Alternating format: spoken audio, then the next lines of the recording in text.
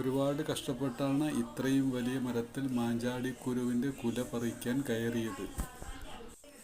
അതുകൊണ്ട് വീഡിയോ കാണുന്നവർ ആരും സബ്സ്ക്രൈബും ലൈക്കും തരാതെ പോകരുത്. ഗുരുവായൂരിലെ കണ്ണന് ഏറ്റവും പ്രിയപ്പെട്ടതാണ് മാഞ്ചാടിക്കുരുവും കുന്നിക്കുരുവും.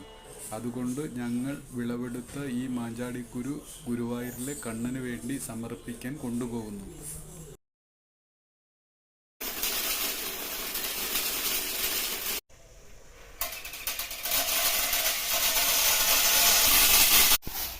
Mm.